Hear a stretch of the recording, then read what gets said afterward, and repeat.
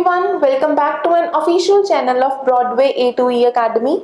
My appellation is Dipali and now I am going to anticipate some of the predictions related to IELTS exam which is going to held on 7th of October. जो 7th अक्टूबर में होने वाला IELTS exam है उसके बारे में हम बात करेंगे, लेकिन उससे पहले अगर आपने चैनल पे पहली बार विजिट किया है तो आप चैनल को लाइक सब्सक्राइब करना ना भूलिए सो दैट कि आप अपडेटेड रहे कि किस तरह की इंफॉर्मेशन आपको चाहिए उसके बारे में न्यूज़ मिलती रहे। तो जैसे कि आपको पता है IELTS एग्जाम में आपको रिटन एग्जाम्स में LRW अटेम्प्ट करना होता है and what sort of predictions which are recommended for you to prepare just prior to your exam.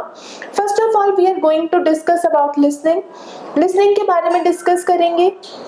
तो लिसनिंग में जो आपका सेक्शन 1 है, सेक्शन 1 में इस बार थोड़े से चेंजेस देखे गए हैं जिसमें कि आपको शॉर्ट एमसीक्यूज प्रिपेयर करने हैं। शॉर्ट एमसीक्यूज के साथ साथ आपको ऐसे ब्लैंक्स प्रिपेयर करने हैं जो कि टेबल बेस्ड हो।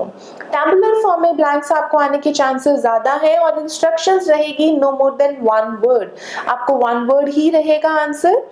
इसके अलावा अगर हम सेक्शन 2 की बात करते हैं तो सेक्शन 2 में आपको ईदर मैप और डायग्राम दोनों में से कोई भी चीज आ सकती है। इसके अलावा आपको चूज द करेक्ट अल्फाबेट भी आ सकता है और इसके साथ साथ शॉर्ट एमसीक्यूज भी एक्सपेक्टेड है जो आपको मिलेंगे।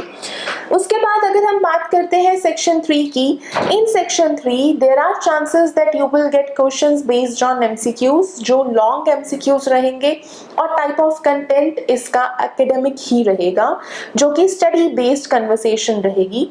As far as section 4 is concerned, or in your section 4 you will get questions based on correct alphabetical orders जिसमें आपको करेक्ट अल्फाबेटिकल ऑर्डर्स में अपने आंसर्स चूज करने हैं along with some of the blanks. जो ब्लैंक्स रहेंगे वो आपको चूज करने हैं और साथ साथ इसी के साथ एमसीक्यूज भी देखे गए हैं।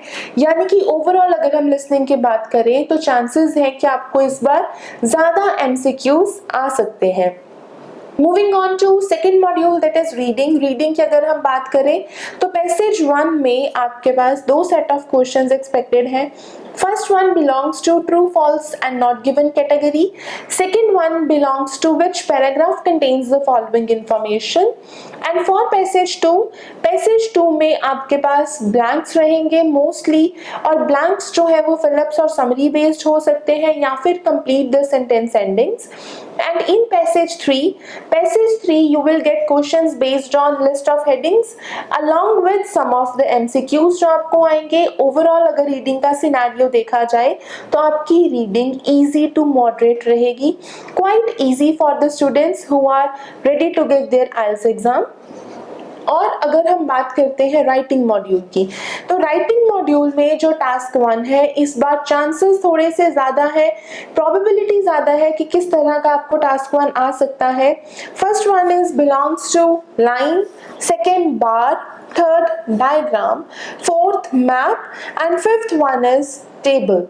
Whereas writing task 2 is concerned, so in your writing task 2 type of question which is expected to come in your exam is do you agree or disagree, discuss both views and give your opinion, or either the question can be based on direct basis जो direct basis के ऊपर भी हो सकता है, and what sort of topics that are required to be prepared.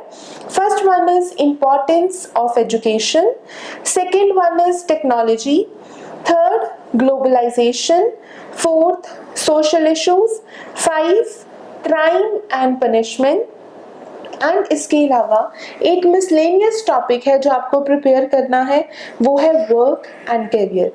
तो all the very best for your exam और अगर कोई भी क्वेरी है तो आप कमेंट सेक्शन में मेंशन कर सकते हो। Thank you.